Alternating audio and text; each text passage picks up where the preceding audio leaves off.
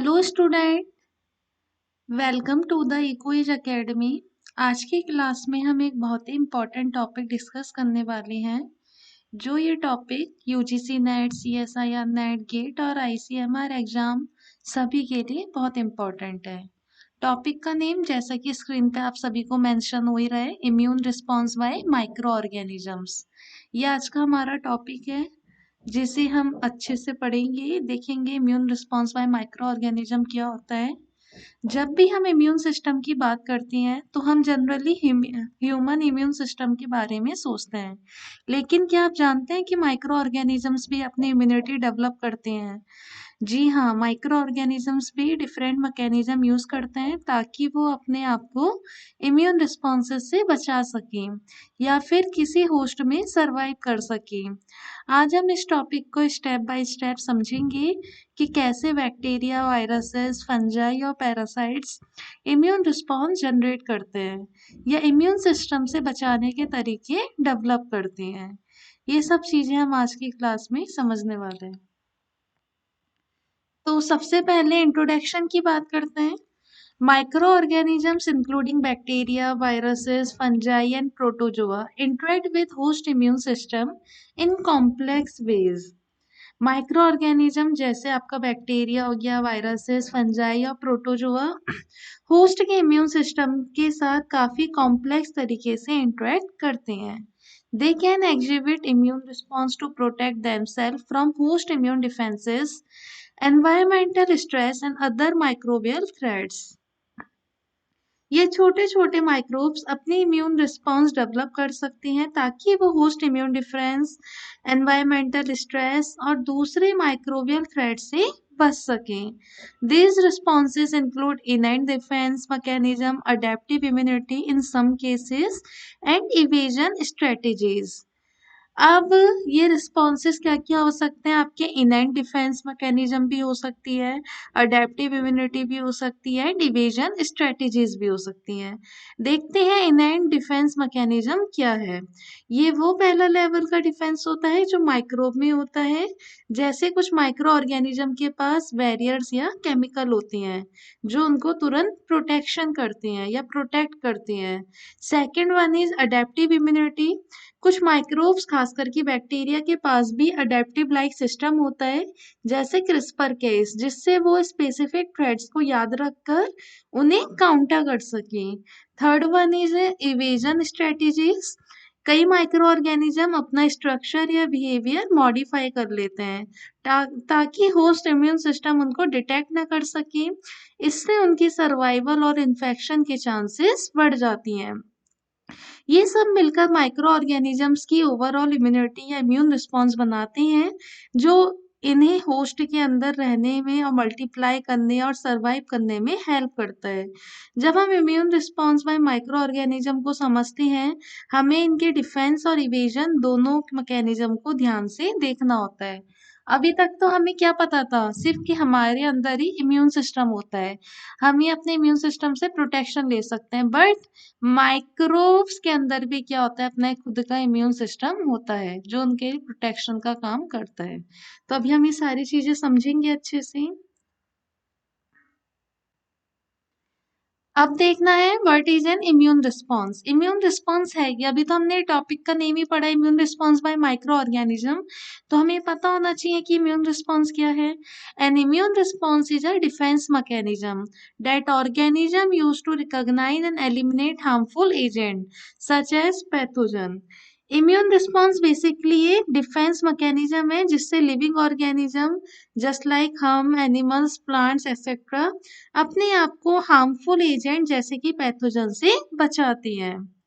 While higher organisms have well-defined immune system, microorganisms also have defense mechanisms that help them survive against host immunity, bacteriophage attacks, and environmental stress. Higher organism के पास एक well defined immune system होता है जिससे वो threat को पहचान कर और उसको एलिमिनेट कर सकते हैं। माइक्रो ऑर्गेनिज्म जैसे बैक्टीरिया, वायरसेस, फंजाई के पास भी डिफेंस मैकेनिज्म होता है जिससे जिसका यूज करके वो होस्ट इम्यून सिस्टम से बच सकती है। ये माइक्रोबियल डिफेंस मैकेनिज्म उन्हें बैक्टीरियोफाज अटैक्स और एनवायरमेंटल स्ट्रेस से भी प्रोटेक्ट करती हैं।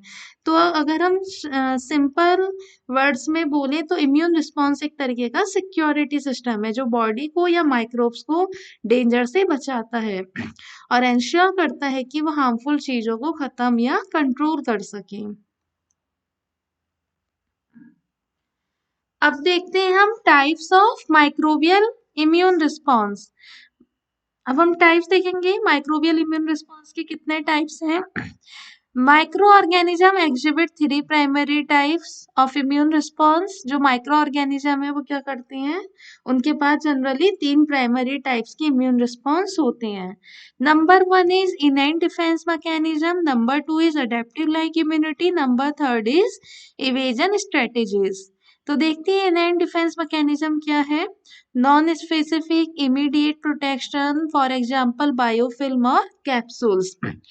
इनेंट डिफेंस मैकेनिज्म ये एक नॉन स्पेसिफिक तरीके से होते हैं जिससे माइक्रोब्स अपने आप को प्रोटेक्ट करते हैं। एग्जाम्पल हो गया आपका बायोफिल्म जिसमें माइक्रो ऑर्गेनिज्म एक प्रोटेक्टिव लेयर बना लेते हैं, और कैप्सूल्स जो बैक्टीरिया सेल्स को इम्यून सेल से बचाती हैं।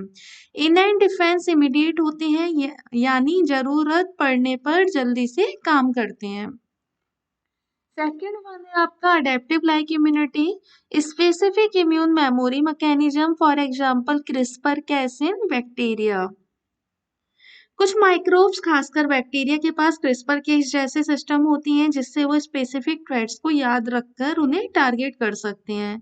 इस तरीके के मैकेनिज्म उन्हें होस्टाइल वायरसेस या फिर प्लाज्मिड से बचाने में हेल्प करते हैं। ये एक तरह से माइक्रोब का लर्न रिस्पॉन्स है जो टाइम के साथ इम्प्रूव होता है। Third one is evasion strategies, techniques to avoid immune detection and destruction, for example antigenic variations. ये वो टेक्निक है जिससे माइक्रो ऑर्गेनिज्म होस्ट की इम्यून डिटेक्शन और डिस्ट्रक्शन से बच निकलते हैं।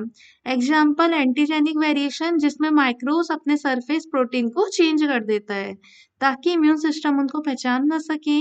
इन स्ट्रेटेजीज की वजह से माइक्रोब होस्ट में लॉन्ग टर्म सर्वाइव कर सकते हैं और इन्फेक्शन फैला सकते हैं।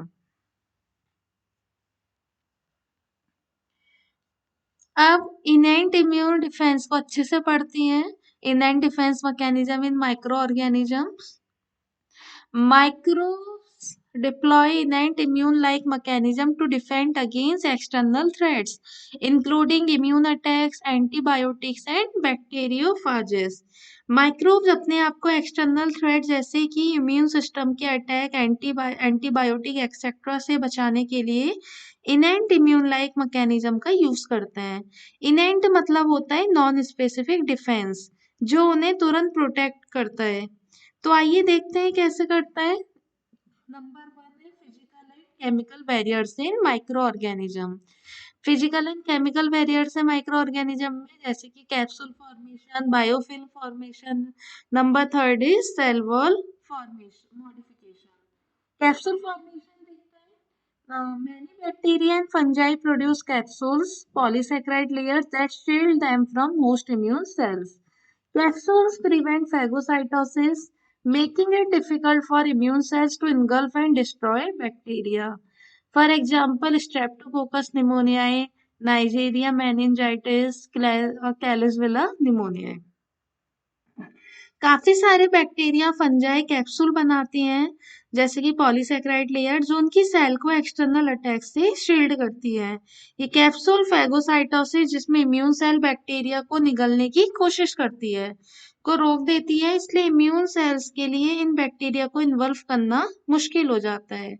For example Streptococcus निमोनियाई, Nigeria meningitis और कैलिसवेलिया निमोनियाई में कैप्सूल बहुत कॉमन है। Second, biofilm formation. Biofilms are multicellular microbial communities encased in a cell-produced matrix. Biofilm enhance resistance to antibiotics, immune response, and environmental stressor. For example, Pseudomonas Aeruginosa forms biofilm in cystic fibrosis patient lungs, making infection persistent. Biofilm में cell produce matrix में micro organism की community होती है जिसमें वो एक दूसरे से चिपक कर रहती हैं।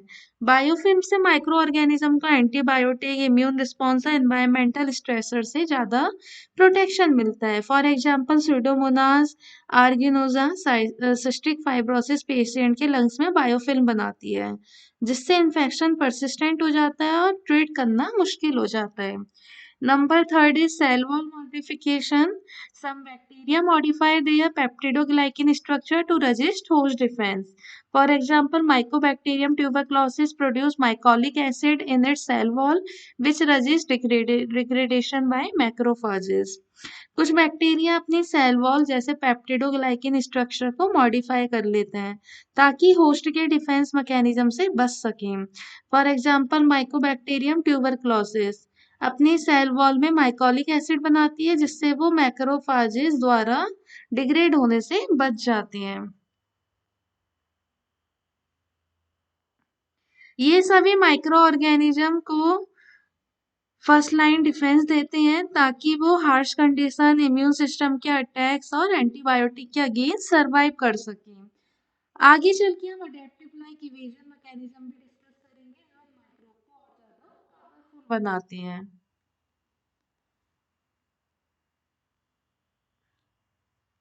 अब हमने innate defence mechanism in micro organism में ए तो देखा था physical and chemical barriers in micro organism. Physical and chemical barrier में क्या क्या आ गया था? Capsule formation, biofilm formation, cell wall modification. अब हम बी देखेंगे restriction modification system. Restriction modification system में है आपका bacteria defend against foreign DNA. For example bacteriophage DNA using restriction enzyme. mechanism is restriction enzyme cut foreign DNA at specific sequence. Methylation of bacterial DNA protect it from self degradation. Example, E. coli uses the EcoR1 enzyme to degrade viral DNA. फिर है इसमें आपका CRISPR Cas system, adaptive like immunity in bacteria and archaea. तो पहले ये समझते हैं bacteria defend against foreign DNA. Foreign DNA को अटैक करना, बैक्टीरिया रेस्ट्रिक्शन एंजाइम यूज करती हैं ताकि फॉरेन डीएनए जैसे बैक्टीरियोफाज का डीएनए को कट करके खत्म कर सके। अब बैक्टीरिया डीएनए में कुछ मॉडिफिकेशन जैसे मेथिलाइलेशन होती है जिससे अपना डीएनए नहीं रेस्ट्रिक्शन एंजाइम से बच जाता है। एग्जाम्पल, इकोलाई अपनी EcoR1 एंजाइम यूज करके वायरल डीएनए को डिग्रेड कर देती है। फिर आ गया CRISPR Cas system, adaptive like immunity in bacteria and archaea. CRISPR Cas is a bacterial defence system that provide immunity against viruses, bacteriophages. Stages of CRISPR immunity: accusation, expression, and interference.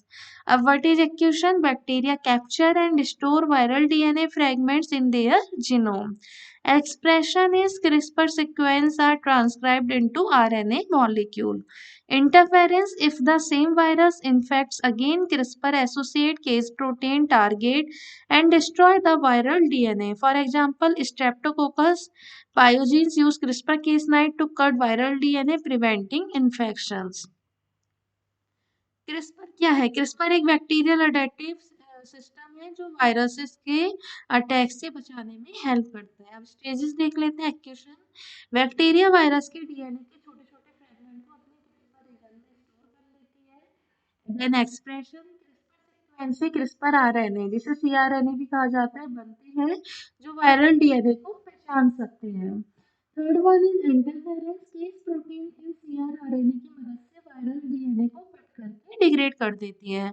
Example, Streptococcus pyogenes CRISPR Cas system use करके bacteriophage से fight करती है। अब आपका है toxin antitoxin system.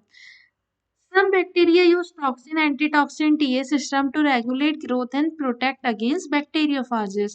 Mechanism is toxin kills the bacterial cell, If infected by a virus, antitoxin neutralize the toxin under normal conditions. For example, E. coli, Amgen, EF system induce program cell death in response to stress. कुछ bacteria के पास toxin antitoxin modules होते हैं। अगर cell पर virus या फागस attack करे तो cell toxin release करके अपने आप को मदद करने मारने पर मजबूत कर सकती है ताकि वायरस का रेप्लिकेशन रोक दिया जाए। एंटीटॉक्सिन रोल जब अटैक नहीं होता तो एंटीटॉक्सिन उस टॉक्सिन को न्यूट्रलाइज कर देता है जिससे बैक्टीरियल सेल सेफ रहती है। फॉर एग्जांपल ई कोलाई में एमिजन ईएफ सिस्टम है जो स्ट्रेस के टाइम में सेल के सर्वाइवल में हेल्प करती है।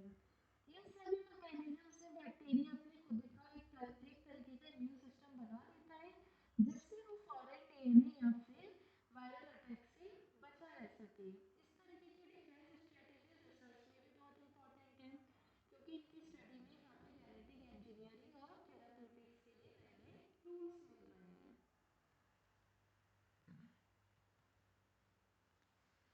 अब है microbial immune evasion strategies. Microbes have developed several evasion strategies to escape host immune response and persist in the host, like antigenic variations, molecular mimicry, inhibition of phagocytosis. Microbes अपनी survival के लिए अलग अलग evasion strategies develop कर लेते हैं ताकि वो होस्ट इम्यून सिस्टम से बचकर लंबे समय तक परसिस्ट कर सकें। आइए इन्हें डिटेल्स में समझते हैं। Number 1 is antigenic variations. Some microbes frequently change their surface antigens to evade immune detection. For example, Neisseria gonorrhoeae alters pili proteins to escape antibodies. Trypanosoma brucei changes surface glycoproteins to avoid immune attacks. कुछ microbes अपने surface antigen like protein या polysaccharide को regularly change करते रहते हैं। Host immune system इन antigens को पहचान कर उन्हें टारगेट करता है, लेकिन जब माइक्रोब्स अपना एंटीजन ही चेंज कर दे तो इम्यून सिस्टम को उससे पहचानने में मुश्किल होती है। फॉर एग्जाम्पल, नाइजीरिया गोनराई अपनी पिलाई प्रोटीन्स को मॉडिफाई करती है ताकि इम्यून डिटेक्शन से बच सके। बी आपका molecular mimicry, micro organism mimic host molecules to prevent immune recognition. For example, Helicobacter pylori mimics host device antigen, helping it survive in the stomach.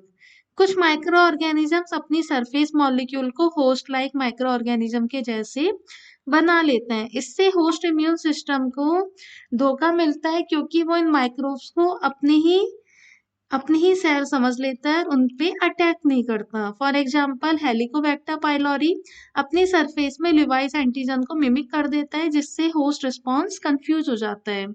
Number 3 is inhibition of phagocytosis. कुछ pathogen molecule produce करते हैं जो immune cell जैसे macrophages को उन्हें engulf करने से रोक देते हैं। फॉर एग्जांपल, स्ट्रेप्टोकोकस निमोनियाई की कैप्सूल फैगोसाइटिस से प्रोटेक्शन देती है। स्टेफाइलोकोकस ओरियस का प्रोटीन है होस्ट के एंटीबॉडीज के साथ गलत तरीके से बाइंड होकर उनके फंक्शंस को ब्लॉक कर देता है।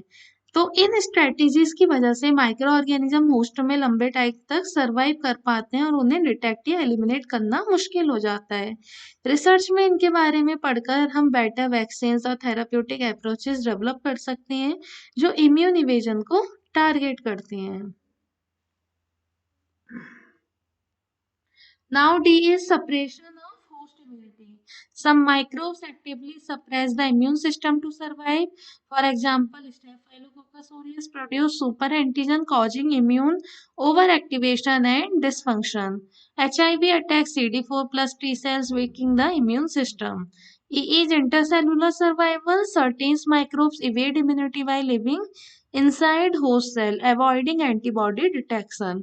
For example, Mycobacterium tuberculosis prevents phagosome-lysosome fusion, allowing survival inside macrophages. Listeria monocytogenes escape from the phagosomes into the cytoplasm to evade degradation. Suppression of host immunity. कुछ microorganisms actively immune system को suppress कर देते हैं ताकि वो survive कर सकें। For example, Staphylococcus aureus superantigens produce करता है जिससे इम्यून सिस्टम ओवर एक्टिवेट हो जाता है और फिर डिसफंक्शन ठीक से काम ना करना हो सकता है। HIV specifically CD4+ T cells को टारगेट करता है जिसकी वजह से ओवरऑल इम्यून सिस्टम वीक हो जाता है।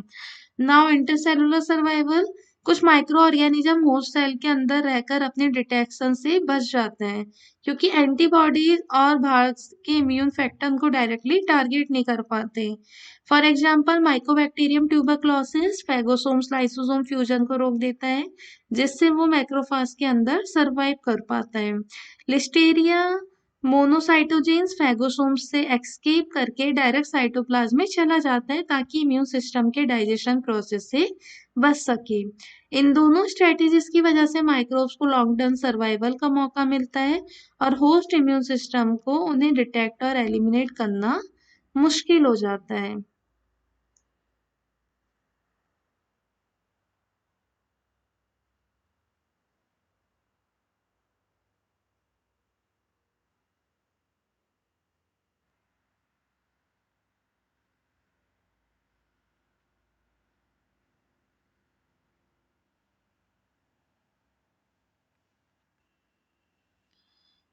अब देखते हैं viral immune response and evasion. तो इसमें ए है viral interference with host immunity. Viruses use multiple strategies to evade host immune responses like number one is inhibition of interferon IFN pathways. Viruses like hepatitis C virus HCV produce proteins that block interferon signaling, preventing antiviral defense. Number two, latency and reactivation. Some viruses remain dormant, latent in host cell and reactivate when immunity weakens. Example, herpes simplex virus HSV remains in nerve cells and reactivate under stress. Number third is antigenic drift and shift. RNA viruses mutate frequently, changing surface antigens and escaping immune detection. For example, influenza viruses undergoes antigenic drift and antigenic shift, major changes leading to pandemics. Viruses host immunity को evade के लिए strategies use करते हैं। उनमें से कुछ important mechanism है। Inhibition of interferon. Interferon host cell द्वारा रिलीज होने वाला प्रोटीन होते हैं जो वायरस इन्फेक्शन को स्प्रेड को रोकने में हेल्प करते हैं। कुछ वायरसेस जैसे हेपेटाइटिस सी वायरस ऐसे प्रोटीन प्रोड्यूस करते हैं जो इंटरफेरॉन सिग्नलिंग को ब्लॉक कर देता है जिससे इम्यून डिफेंस वीक हो जाता है और वायरस आराम से रेप्लिकेट कर सकता है। Second, latency and reactivation. कुछ वायरसेस लेटेंट सोए हुए स्टेट में होस्ट के अंदर छुप जाते हैं जिससे इम्यून सिस्टम उनको ठीक से डिटेक्ट नहीं कर पाता। For example, herpes simplex virus nerve cell में लेटेंट स्टेट में रहता है, बाद में रिएक्टिवेशन हो सकती है जब इम्यून सिस्टम वीक या कॉम्प्रोमाइज्ड हो जाए। फिर antigenic drift and shift. RNA virus जैसे इन्फ्लुएंजा फ्रीक्वेंटली म्यूटेट करते हैं जिससे उनका सरफेस एंटीजन बदलते रहते हैं और इम्यून सिस्टम उन्हें आइडेंटिफाई नहीं कर पाता। एंटीजेनिक ड्रिफ्ट लाइक छोटी छोटी म्यूटेशंस, ग्रेजुअल चेंजेस जो हर साल या हर कुछ टाइम पीरियड में होती रहती है। एंटीजेनिक शिफ्ट बड़ी जेनेटिक चेंजेस जो इन्फ्लुएंजा जैसी वायरस में कभी कभी होती है और ये पेंडेमिक का कारण बन सके। नेक्स्ट है fungal and protozoa immune response. Fungal immune evasion, capsule formation, Cryptococcus neoformans produce a capsule to evade phagocytosis. Dimorphism, histoplasma capsulatum changes form mold to ways to evade immunity. B is protozoa immune strategies, antigenic variations, trypanosoma brucei changes surface protein, intracellular survival, leishmania survive inside macrophages, cyst formation, toxoplasma gondii form cyst to resist immune attacks.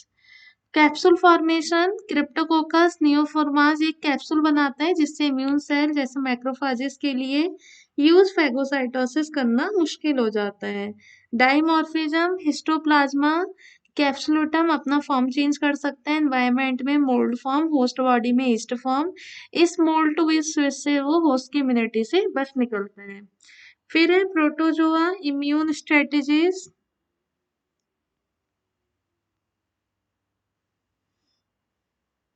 इसमें आपका antigenic variation जैसे कि ट्रिप्सोमा ब्रुकाई surface protein को change कर देता है। Intercellular survival लेशमीनिया survive कर सकता है कहाँ पे, मैक्रोफेज के अंदर। Cyst formation